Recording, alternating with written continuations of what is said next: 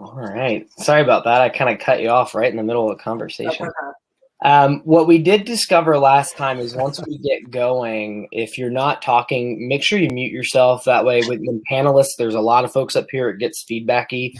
I don't know if it will with just 3. We had kind of maxed it out last time. We had like 10 people up here, and it was a little wonky. So, just watch for that and mute. And we're live, so I'll kind of keep a watch here on where we're at. I think we're the only 3 in here right now, but we're still a couple minutes before we're supposed to launch. I'm gonna post the join live link in Facebook now, just so that if anyone's a straggler, they can do that.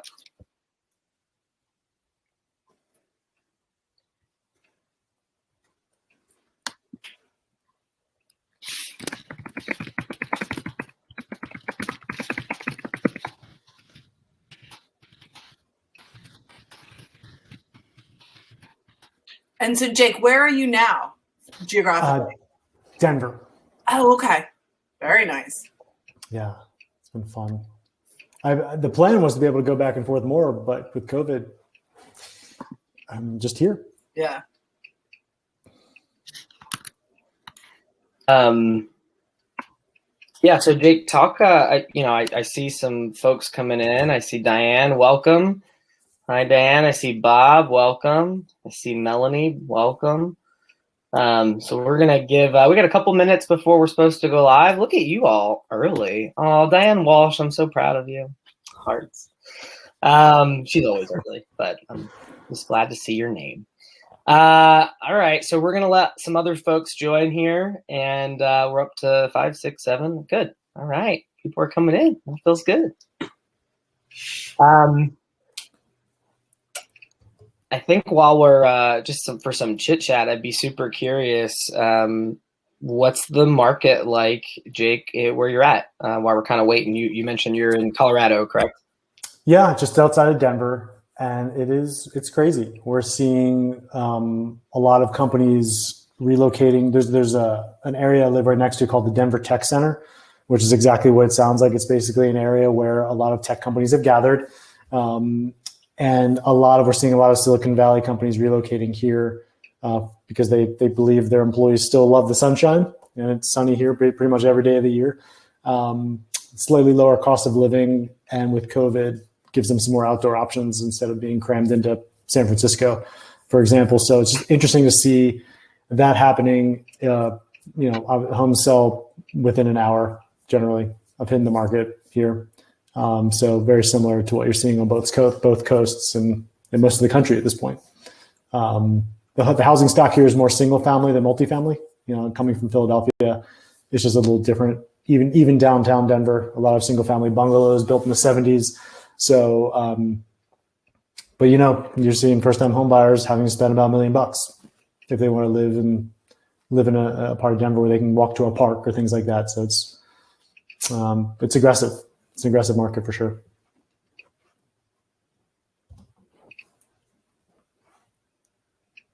That's awesome. And Allison, we're going to wait a few more minutes. I see other folks joining us, maybe another 90 seconds before we officially get started, folks. Thanks for Jason Corbett says, everyone relax. He's here. That's good. I'm glad. Allison, tell us about, I know we're roughly in the same area, but what's going on? Tell us what market your team or your brokerage covers and kind of what you're seeing as well. This isn't the topic, but I just thought we'd have some chat. Some background. Yeah. So we are in downtown Westchester, which is Chester County outside of Philadelphia. And that's where we do most of our business. And then we did just have a listing down in Philly, down in Northern Liberties. And it's been interesting because we listed the property in the fall and there were a few showings, and then we took it off for the winter. And then we relisted last Thursday, had an offer by Friday, multiple offers over the weekend, and went under contract last night. So it was reassuring to see, because I know last year, definitely Philly seemed to take a hit as far as like people leaving the city. And so it was nice to see that seems to be changing. And then the suburbs are kind of like what Jake talked about. I think we're all seeing that, just multiple offers coming in, people waiving inspections, just kind of whatever they can to capture it. So it's super competitive. Right. Awesome. Well, thank you so much. I think it's a few minutes after. I think we're going to get started. I think we'll have some more folks trickle in. I see several folks already with us.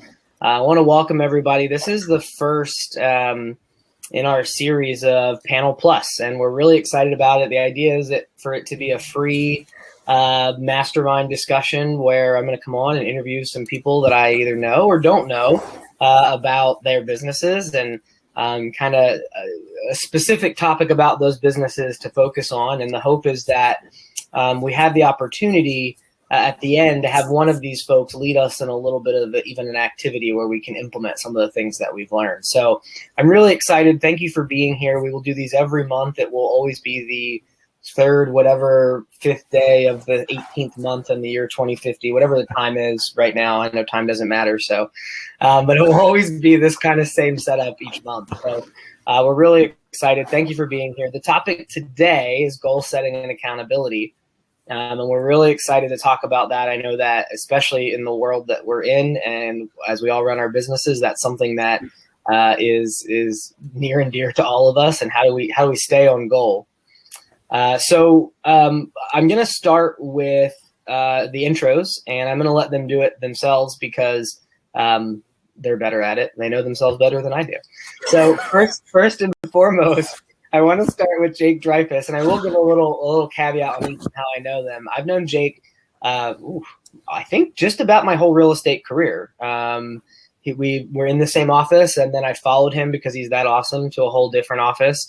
And then he moved away to Colorado, and I found a way to stalk him still and make him do real estate stuff with me. So Jake, talk about who you are and where you're coming from, and please share a little bit about yourself. Oh man, I'm really excited to be here, Jason. I'm a huge fan of yours. Jason and I used to meet every Friday morning. At least that's what we attempted to do, and just catch up and share stories. And I miss doing it in person, but I'm grateful we get to do it virtually now. So I'm Jake Dreyfuss. I'm almost 40. Got a couple more days left, about a month left till I'm 40, which is crazy. Originally born and raised in Philadelphia, spent some time living in DC, Maryland, Virginia, and San Francisco. Before I end up landing here where we're raising our two daughters. I'm married to a wonderful woman. Her name is Alex. Been in real estate since I graduated Penn State in 2003. I originally started my career working for new home builders in DC, Maryland, and Virginia, and eventually entered the resale space where, with my partner Noah Ostroff, we ended up going to explore this company called Keller Williams. Actually, coincidentally, at Family Reunion was our first time coming, which is actually going on today. So I don't even know how many years ago that was at this point. But that fundamentally changed the way we live our lives. We set goals. We talk about goals. We talk to our kids. It's amazing how many things actually the move changed for us after we plugged in and really experienced that. Was very grateful. Also had the experience at KW to become a MAPS coach, which exposed me to the whole world of business coaching and consulting. And I am purely fascinated by it. It is what I live, eat, and breathe business every day. And I started my own company where I'm a strategic partner for companies that you need, where I come alongside of the owner and the visionary and we just talk strategy. We get our hands dirty and rolled up. So that is my passion. That's what I would do, whether I was paid to do it or not. It's something I love. And it's great to be able to merge it with real estate and obviously be a part of this conversation today. So thanks for the opportunity to be here. I appreciate it. Thank you, Jake, for being here. I will say I recently hired Jake to be my coach and to come on and partner with me and help in the businesses we're doing. And I hate to put you on blast, Jake, but it's been a few days and I have not gotten a pair of pink socks in the mail. So I thought that was part of the contract. I'm not sure. Your branding is really a little deceitful there. Yeah, you're right. They're on the way. All right. Thank you. Okay. Our next panelist today, or part of our discussion, is Allison Barto. And I have met Allison a few times over the years. We've taught or been on, I don't know if we were ever on a panel together. I feel like we've circled like this around each other. She's just one of the most talented professional business people I think I've had the chance to work with in this industry. And it's been impressive to see her both excel as a recruiter and all the things that you've done. So again, please explain where you're at and what you're doing. But thank you so much for being here, Allison. Thank you. Thank you very much. Yeah, it's been a pleasure to work with you and get to know you over the years. I also graduated from Penn State in '99. I worked briefly in advertising, and then I went into sales and logistics. So I was in that field for a decade.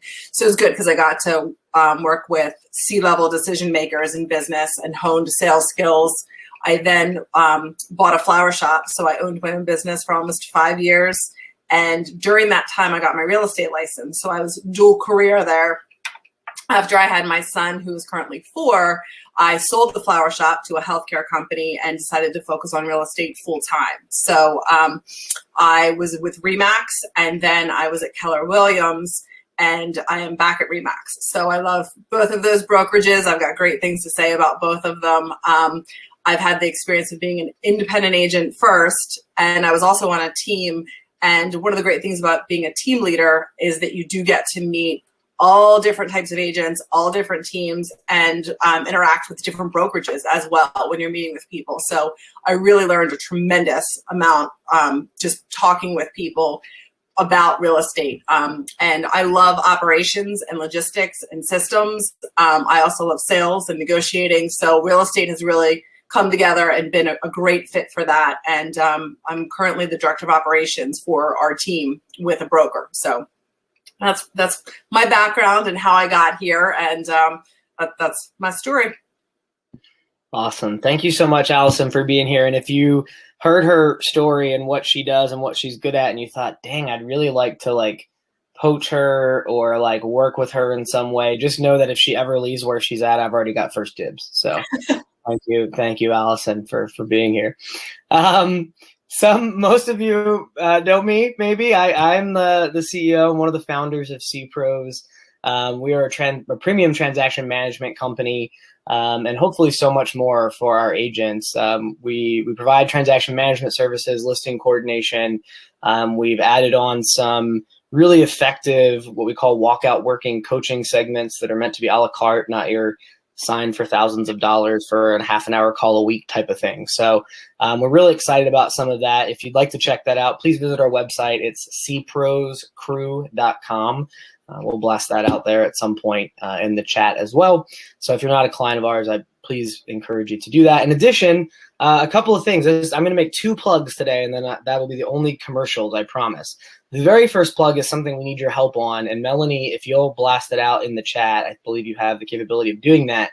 Go to showingcentral.com. There's a couple of things, if you haven't heard, Zillow purchased Showing Time, and that has been one step among many for them to be in the direct competition space for realtors. And so something I'm really passionate about. I feel like we can do something if enough of us speak up and put our money and our voices into real estate projects and companies owned by the real estate agents. So if you go to showingcentral.com, that is a competition we're launching at C-Pros to Showing Time.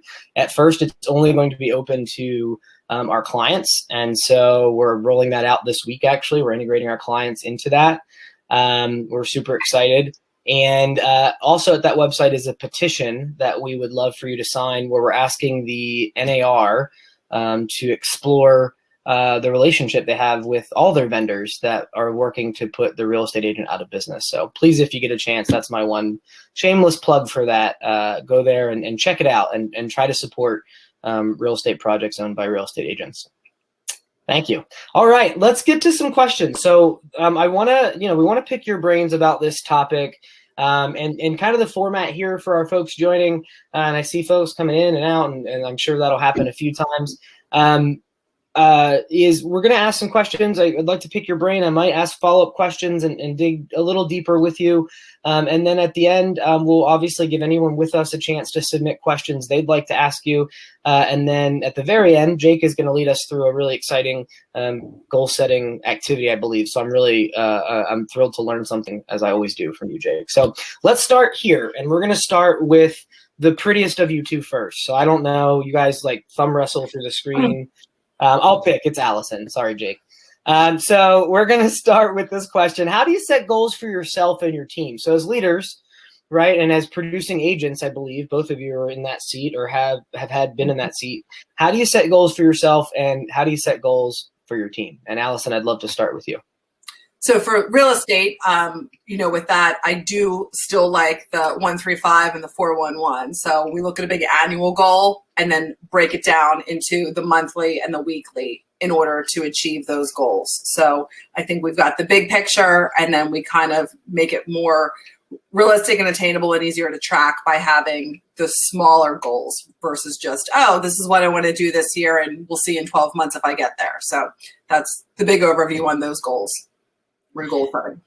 Could you give us an example of, whether it's obviously production's always one that folks go to. So if you have a big goal production wise, how might you break that down to something more attainable? So like if we have an agent that wants to do 100 transactions closed for the year, we look at it, we break it down monthly. We also say, that means you also have to have them under contract by the beginning of November. So keep that in mind to shorten your year right away. And then we break that down into what that looks like monthly. You factor in, what your fallout percentage might be. And then we drill down to so simple that we just say we need 3 under contract a week. And we know that if we hit that, then we will absolutely hit our 100 transactions for the year. Because if we were able to get 3 under contract a week, you've got 52 weeks in a year. That would obviously get us there with things falling out. So then you focus on, any given week. It's like, all right, I just need to get these 3 contracts under, 3 under, and that'll get us there. And then it's so much easier when you're looking at it like that and then keeping your activities focused on that. And I know for me, for a long time, it's easy to get distracted, take on a lot of things, say yes to everything. So I think all of us are big fans of the book, The One Thing, and the podcast, The One Thing.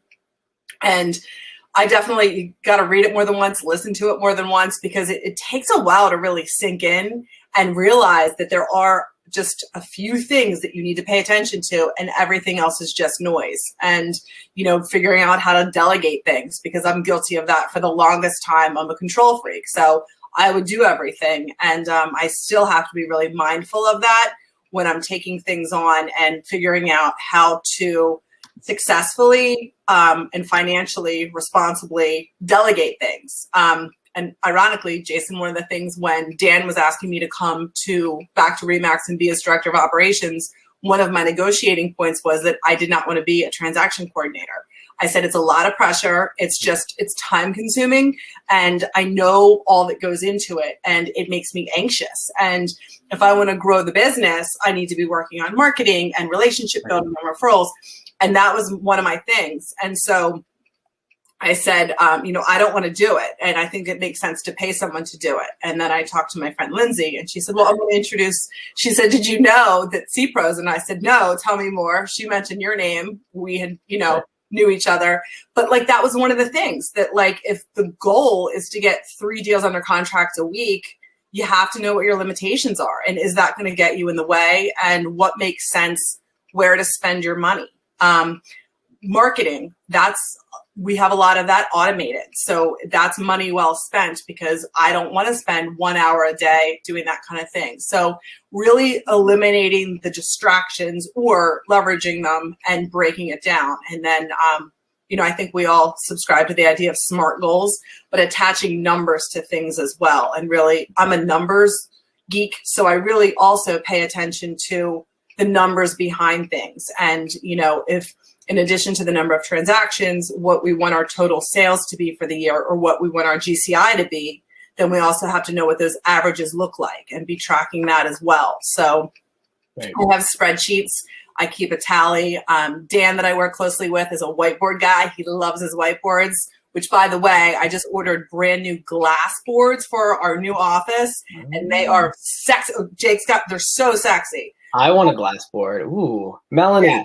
Order CPRO's glass boards. Okay, thanks. Hit me up. I was so nervous paying for them, because I was like, I didn't want to change my mind. And there's like different kinds, and I did all the research.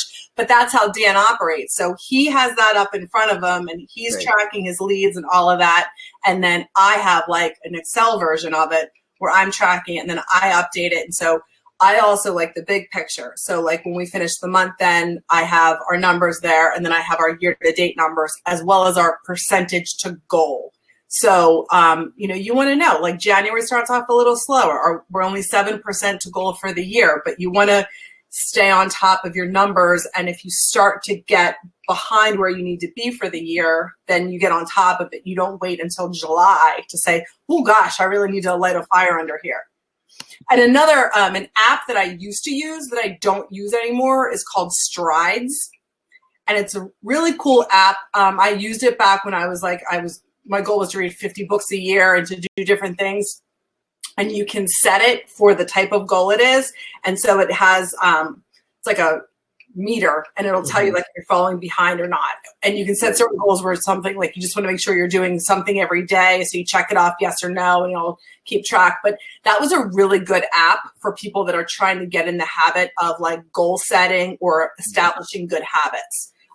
So that was something else that I really, at the time, it made sense for me then. So that's numbers wise too, kind of what I'm getting at, to track your percentages and see how close you are to something. Because when you're far away from something, it's easy to figure out. And I think we have a quote about like failing so slowly, you think you're, succeeding. Right. Yeah. I mean, or, the boiling frog analogy, of course, so many things that you said, I learned so much just by being around really smart people like you two. And I think my only real super talent is to be able to like decipher some of what you say. I'm not anywhere near as smart as you all, but I can pick out pieces. And some of the stuff you pick on there, I mean, you talk about time blocking. I mean, you just said it like it's so natural, like, oh, this is how everyone should run their business. But I think it's important for folks listening to like pick out some of those things because you're so talented. I don't even think you realize all the things that you already do. I know Jake's similar, but the time blocking piece in there that you talked about, what I thought was super smart is you talked about leverage, right? Looking at things that weren't making you money, that maybe things you didn't even enjoy doing, right? That you could give away or leverage out. And what I love is none of your leverage was giving away the lead gen handles, right? Like even the marketing is just to kind of help augment your lead gen, right? I didn't hear you say you were giving away your client relationships or your, those calls, which is also what we most frequently want to give away. That's what we're willing to pay the most for, right? I'm thinking about it right now. I'm like, oh, this listing service, but they guarantee me 3 and it's only $1 million. Why not? So that was awesome. Jake. Mel, can you throw back up the question? It's been a sec. I want to remind Jake, but basically the gist is here. What do you do, as you go into goal setting and accountability, and how do you track that? Hopefully, let's see the question pop. Yeah, no, it's all good. And obviously, I'm a big proponent of everything Allison shared. I'm actually now a neighbor of Jeff Woods, so I get to be reinforced of the one thing behavior. I think though, we're used to thinking this way and talking this way because we're part of a culture that is really supportive of that. One of the things I think it's important for everyone to be aware of is like, before we take out the spreadsheet, before we take out any pre-designed templates going to help us start putting SMART goals down, it's important to have a healthy conversation about the difference between motivation and inspiration. Otherwise, we could just be setting up a whole bunch of things that have to do with motivation instead of inspired action. And what I mean, and I found a definition, I actually brought it with me, that I really like. It's an Abraham Hicks definition of motivation versus inspiration. And I think it's worth sharing. Motivation is you being prodded along in awareness of all the bad things that will happen if you don't do that. Inspiration is the calling of your heart in recognizing how you feel when your heart, your head, and your gut are in alignment. And I know, for example, with Jason, he will run through a brick wall when he's inspired. He, just like the rest of us, will slack off when it's something we should do or we're told we should care about.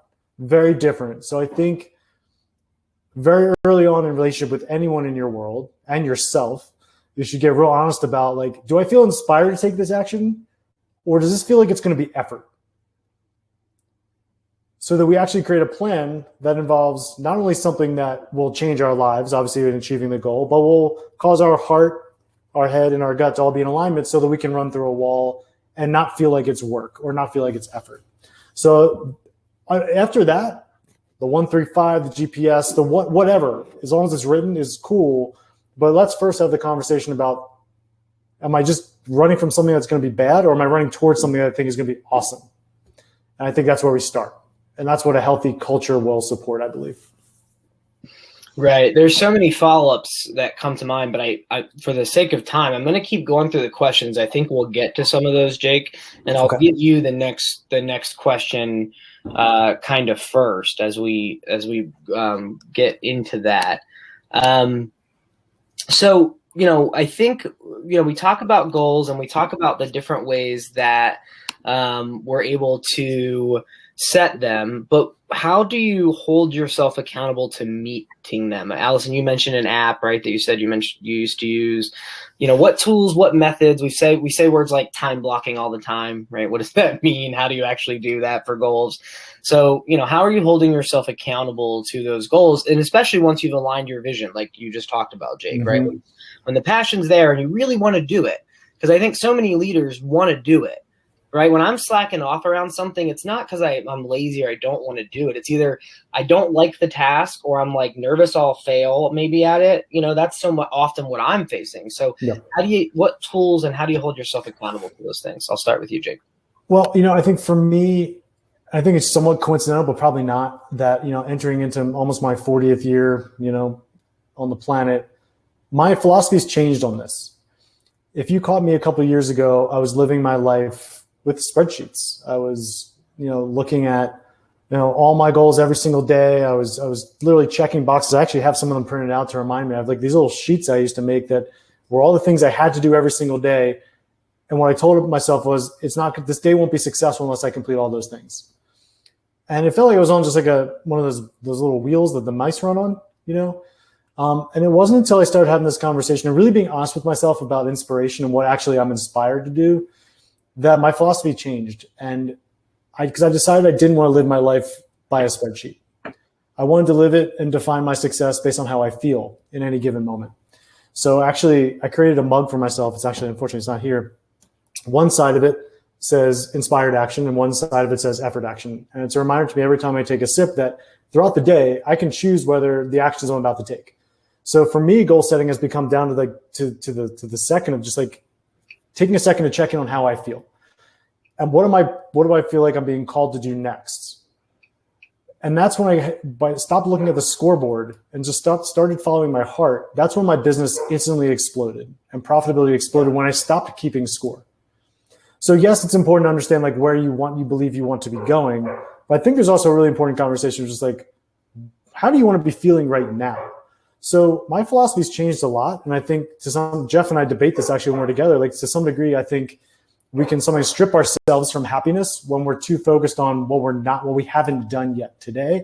So I would much rather focus a conversation on what do I feel really proud of that I've already done, and what do I really want, what am I feeling called and inspired to do next? So I think that flies in the face of a lot of like somewhat traditional goal setting and accountability. But for me, it's been a lot more powerful when I actually am forced to focus on myself for a moment and what's going to make me happy. That's actually been a lot more confrontational. And a lot more, I think, healthy for me to look at. And that's when my results also kind of did the hockey stick when that happened. Right. Let's break that down a little bit, though. So I'm assuming once you've gone through and you've evaluated your commitment to a project or to whatever the goal is, right, and you're in, I'm still going to assume, I'm assuming you're not saying you throw out all tracking and all of those systems. Like then you just apply what makes the most sense to your effort. Is that correct? Yeah. So very much still tracking all the dollars on QuickBooks, 100%. What I've given up and staring at is the 5-year goal. Because what I found was it's always 5 years away. I want to focus on how I'm feeling now.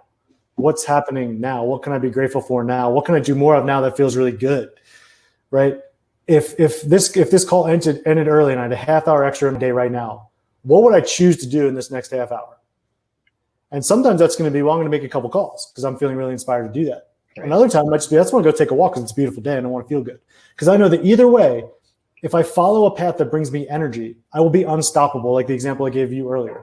If I'm feeling good, if I'm feeling safe, if I'm feeling present and not overwhelmed, the business will naturally come.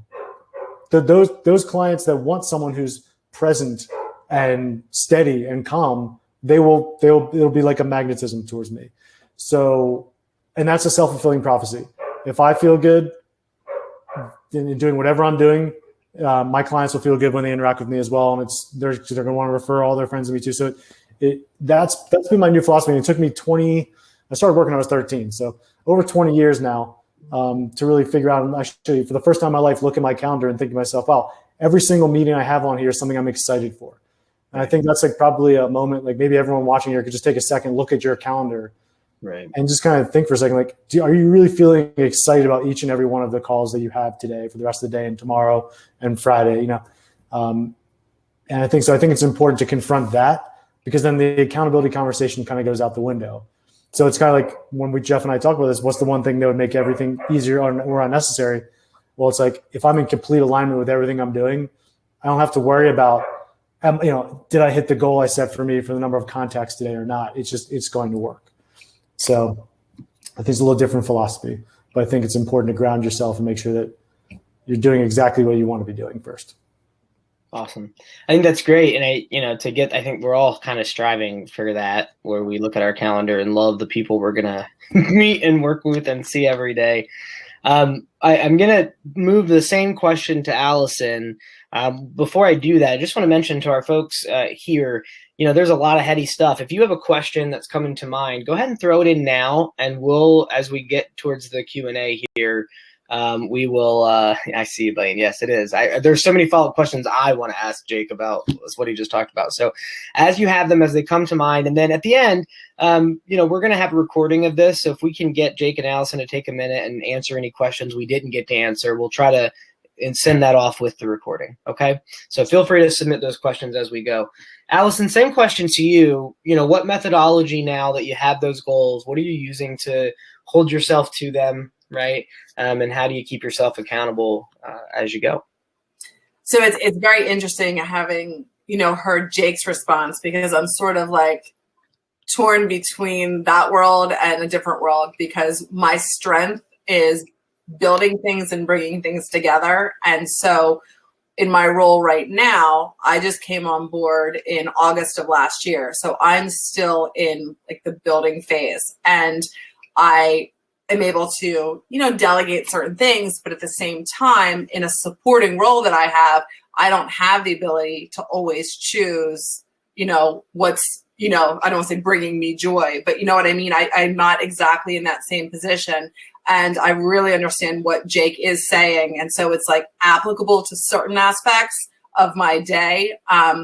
But I do know, like in hearing what he was saying, like the other day, obviously, time blocking is an art and a science that is very difficult to master. And the way my mind operates, like I multitask, I'm ADHD, but I'm like, I try to, stay on task. But like I was working on something the other day, and I just got into sort of like a flow state where I was getting all this stuff done with regards to marketing. And it was something that like I kept meaning to do, and you want to like sit down and focus. So you can't get the activation energy going because you've got too much. And so I just was like, I got into that state, and I kept thinking, I should be doing this. But I was like, no, I've been meaning to do this. It's working right now. I'm being super productive. So I just kind of like gave in. And so technically I was probably letting time blocking go out the window, but I got so much done. I felt really good about it, and actually brought me energy versus that depletion that a lot of times you feel.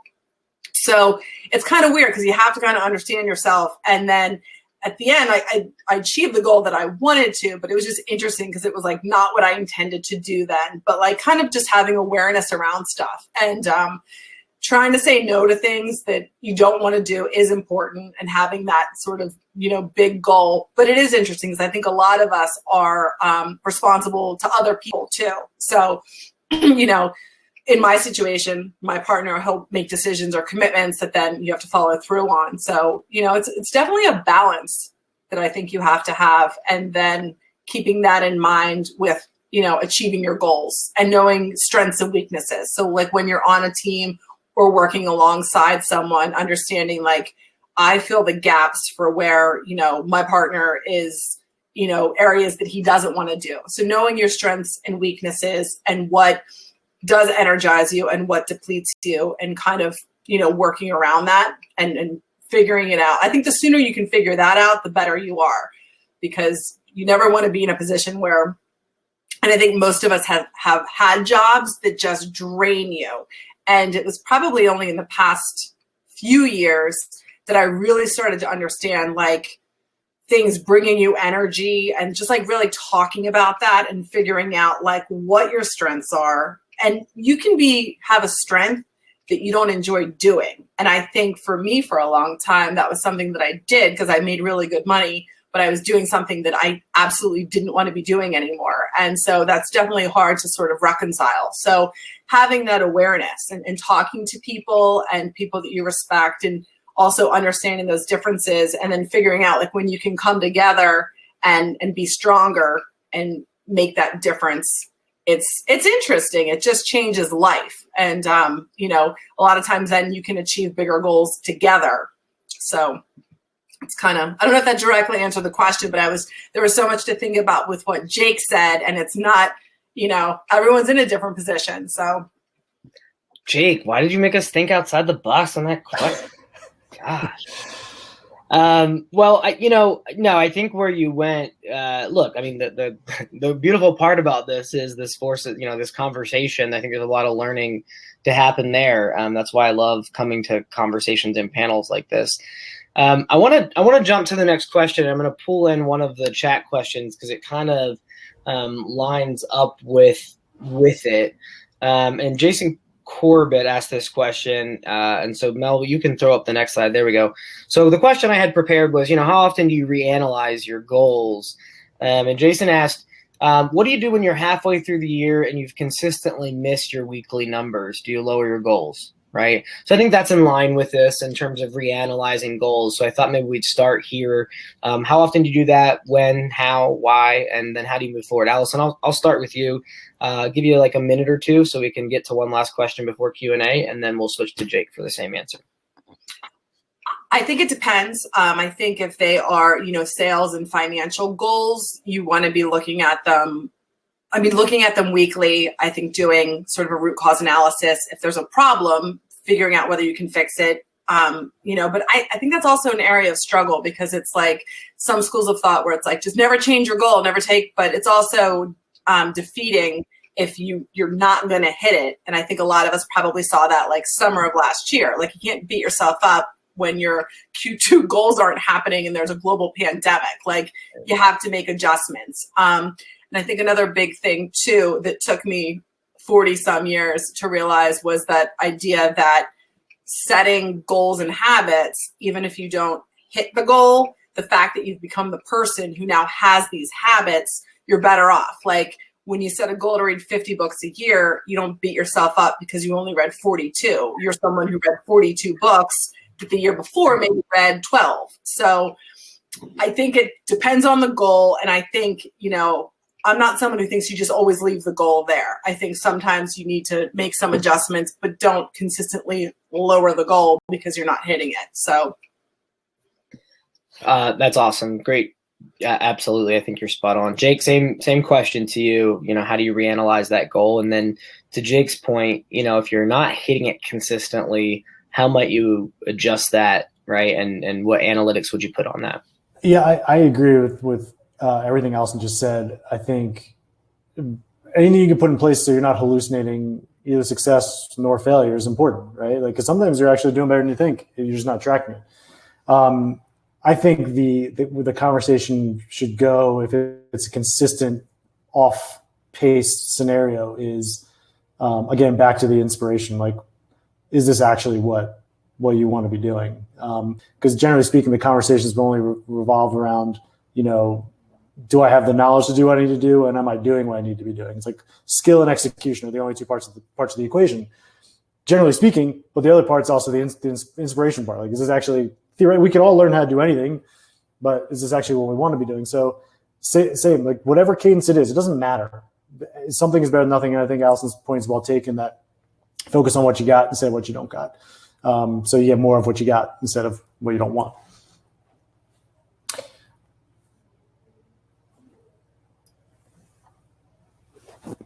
Jason, I think we lost you. Quote of 2020 and 2021. You're muted. You know, I think that both of you speak so candidly about goal setting, and what seeps through to me about what both of you are saying is I know both of you pretty well. I know how passionate you are about your teams and your own goals, and I can hear you kind of teaching from your failure. And I think so often what is missing, I hate self-help books, right? And my issue with them is always that it's all a bunch of bravado, where it's then you say this affirmation and then you say this affirmation, and we never analyze the fails and the growth from the fails, and we never talk about weakness, right? And we never talk about fortifying our weaknesses and just knowing what we're good and not good at. So I hear those messages and that kind of compassion coming through and what both of you are saying. So I wanted to highlight that. And I think it's okay to be honest with yourself about these are the things I love. These are the things I'm good at. These are the things I'm probably not good at. And maybe I need to fortify myself and bring a team. And yeah, I can try to get better. But if I'm never going to be the person who's great at this thing, why do I keep putting my head up against that wall? Right. Yeah. So but definitely that's what I picked out from what you shared. I want to jump to kind of our last prepared question. Then my folks who are here, if you have some other questions, I see one or two. If there's some others, please submit those. We'll ask one or two more before we get to the goal setting activity, which I'm excited about. What are actually, I want to jump to the last question, Mel. We're moving live speed. We're going to adapt and change. Because I want to go to specifically kind of your advice. And I guess they're kind of tied. The first question was, what aspects or goals of accountability should every goal have, right?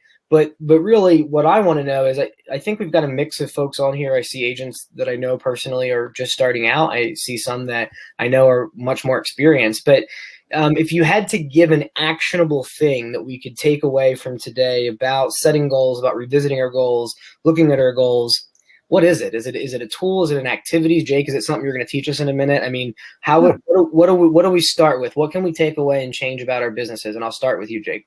Yeah, I mean, we'll definitely go through an activity here in a couple of minutes that's going to give you some clarity into this too. But I think a piece of actionable advice here would be to not only, when you think about your goals, think about what you want, but think about how you want to feel, because that'll help you prioritize. And the exercise I'll take you through in a minute we'll walk through that together. So spend some time, and I know that's not generally a SMART goal, but I would actually argue that it is. How will I know when I'm feeling happy? Well, these following things will be in place. So I would say focus on the emotion around the goal, because that's most likely what's going to get you to act. Awesome. Thank you. Allison, same question to you. What's an actionable step? If we had to take something today away that you've learned in your amazing career and the things that you've done, what is it? How can we get better at setting goals and holding ourselves accountable to those? Two things for your one piece of advice would be, I think a big thing is writing it down. And I think that's a few reasons. It's more of a commitment. And I think you're also kind of putting it out into the universe, it's projecting it, it's manifesting, all of that, so I think it is good to write it down. But then also I think a lot of it is mindset and really putting yourself, having a positive outlook about things and thinking that you are the person that achieves these goals, and not I'm going to become a different person and hit these goals, but really having the mindset and the right outlook on things. And I think when you have that energy around things, it makes those goals more attainable, just in all aspects of your confidence, walking into a listing presentation, picking up the phone and doing lead gen, asking for referrals, and just truly believing that you're the kind of person who gets that done. And then just in every, right 2 hours ago, I had a settlement that the seller, we moved things, power got turned off. The buyer came through, couldn't test the HVAC. And I was like, you know what, this is great. You know why? Because your guy forgot to book the electricity. He wouldn't have known, and he's not moving in. The pipes would have froze. So thank goodness we turned off the electricity early. This is great. And so you just have to, you have to have the right mindset about things and learn from it and all of that. So write things down, but also a lot of it is mindset. That's great. Yeah. I'm a big I need to see things visually. I'm like Dan. I love a whiteboard, even if I need to write it out, which is sad because no one can read it because I have terrible handwriting, including me. So after a while, if I'm not in the moment, it's gone. So I've got to make sure I understand it. Awesome. Well, look, time goes so much faster than you realize when you're having these awesome conversations. We could keep diving into so many more questions. There's a couple of others that folks have asked. Again, I'll get you all to give us some feedback, and we'll send that out with this video recording to folks. I want to move into Jake's activity, but I want to do two quick things. One, you may see an offer pop up if you're here talking about, and this is the other little commercial I said I was going to do. I warned everybody I was going to do a commercial for our business blueprint coaching program. And it's something that we're super proud of. It's a 6-month-long program where no matter what phase of your business no matter what phase of your business you're in, we can all use a little help digging into our goals, digging into the systems that we have behind those goals, looking for leverage, etc. And so every month we pick a topic, and each week in a group of 10 agents, all from different brokerages and backgrounds, so you're able to kind of learn what other folks are doing, are helping you together. We're all implementing those changes. So you walk out working with something changed in your business each week, and it all amounts to this big change over 6 months. So the first month is free to try out, and we go over all the foundations. So if you come for the first month, we help you set up all of your SEO for your business to make sure that you're showing up and just people can find you. That's a huge thing that a lot of agents don't spend time on in the beginning. So come and do that for free. You have nothing to lose. And if you love it, it's $99 a month. It's really not that expensive for the other 5 months. And we spend a whole month on building your buyer funnel, a whole month on building your seller funnel. It's just something we're really excited about doing. Lots of coaches coming in and teaching different aspects of that. So it's not just one voice either. So you'll see that. Please sign up.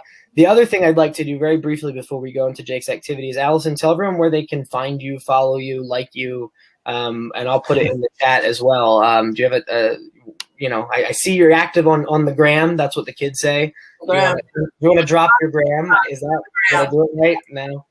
Everyone just left, so we lost everybody on that joke. No, I'm just kidding. Instagram, Daniel Robbins Group, and then Allison Barto Realtor. You can find me there, and then the same thing with Facebook, Daniel Robbins Group, and then I'm on there as well. Is it Allison? Mm-hmm. And then Barto, yep. And Daniel Robbins is 1B in Robbins. Awesome. Well, Melanie will put those in the chat. I just sent her the Allison Barto Realtor one. Jake, same thing, just in case we forget at the end of your activity. Where can folks find you? Website, tag?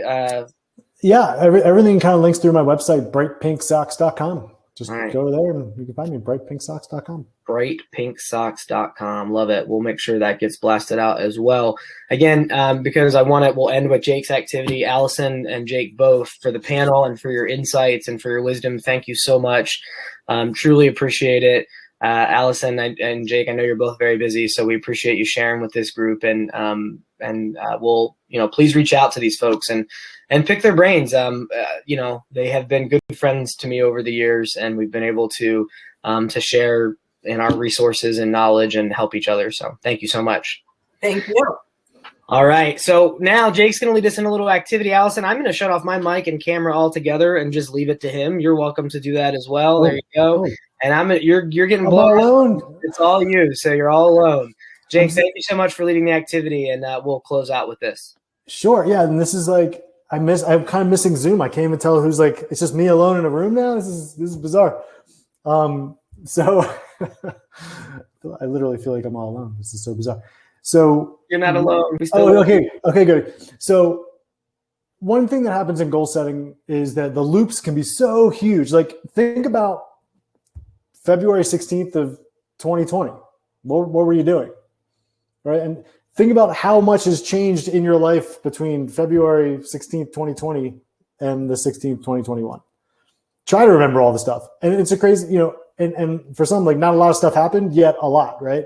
Because we have all been home. So I want to work on the skill of micro goal setting for the moment. And I want to focus again, like I said in my last answer, around emotion. So if for a moment here, just play along with me. If you're a very visual person, just close your eyes to do this. Think about how you intend to feel, how you would love to feel on this coming Saturday morning. You wake up, the birds are chirping. What thoughts do you want going through your head? What do you want to have already achieved by the end of this week? It's a perfect day to be doing this. It's Tuesday. So we made it through Monday. We're not yet through hump day, right? We still have the meat of the week is still here. Think about how you want to feel on Saturday morning. And if you have a piece of paper, write it down. How do you want to feel? I'd like to feel secure. I'd like to feel healthy. I'd like to feel safe. I'd like to feel happy. I'd like to feel joyful. I'd like to feel abundant. What words? How do you intend to feel? Okay. So jot that down. And again, I can't see anyone. I'm completely in the room by myself. So I'm going to give it another 10 seconds here because and if you're rolling your eyes at this, that tells me you need to do it even more. So just give me the benefit of the doubt. Write it down. How do you want to feel? I don't know what time you kids wake up on weekends now. I wake up at like 5 a.m. So I'm thinking, I'll say 9 a.m. How do you want to feel at 9 a.m.? Is that late? I'm not sure. Okay. And if you're feeling bold, please chat it in the box so I can actually see what y'all are thinking. I'm curious. How do you intend to feel? 9 a.m. on Saturday. And of course, this first part of the exercise, you want to feel asleep.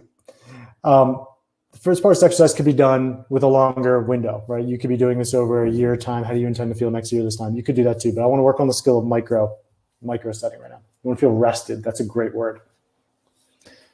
How do you want to feel as it pertains to your business? Connor just said, I want to feel excited about the tasks I need to do, not as though they are a burden. Ooh, that's great. I want to feel inspired. Okay. So now what I want you to do, Melanie's a late sleeper.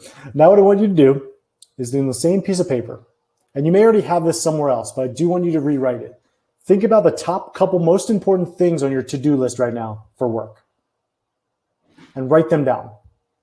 Just keep going. 5 of them, 10 of them, whatever. Just get going. You can and you could transpose it from another list you already have if you need. But what's top of mind? Like if this call ended right now, what would you instantly jump into? Because you feel it's something you need to get done for your business. Write those things down.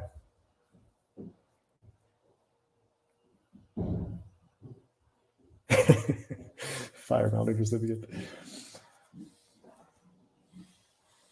So I'll pause here. Let this come out. And for some, even just writing these things down and getting them out of your mind, for those that don't have to-do lists already written out, this might be just a cathartic exercise in and of itself, just getting actually that list out. So when you have at least 2 or 3 things written, maybe more, these are tasks. These are to-do list things in your business right now, Jason. Great question. They're tasks. What do you need to do? What are you feeling like you need to do?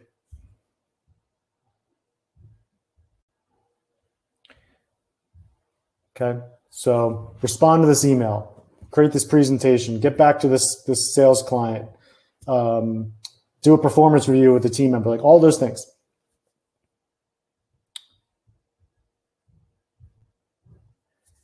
And here's where the rubber meets the road. Take those lists, that to-do lists, that must-do list, whatever you want to call it, need to-do list. You go down each one, and right next to it, and you could do this however you want to do it. You could create your own nomenclature, but make a note of the things you're feeling really inspired to do versus things that feel like your initial reaction. If I told you had to do it next, you'd be like, ugh. So maybe it's a smiley face and a frowny face. Maybe it's the word I for inspired and E for effort.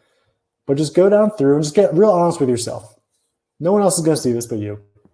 What are you feeling inspired to do, and what feels like, ugh?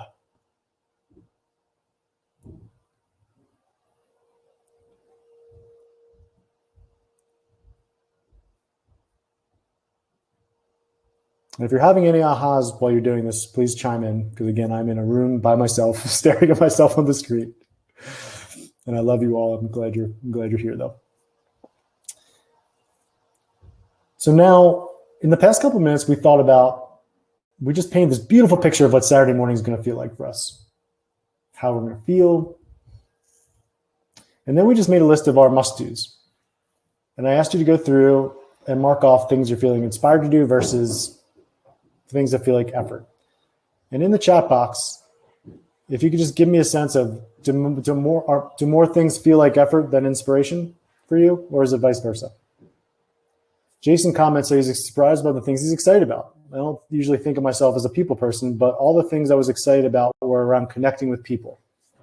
It's a great aha. And so the overarching question here, which could be rhetorical for the moment, it might rattle around in your head for the next couple hours, is, are there things that are not on that list that if they were, would help you to achieve how you want to feel on Saturday? And are there things on your list that need to be removed such that you can feel the way you want to feel on Saturday morning?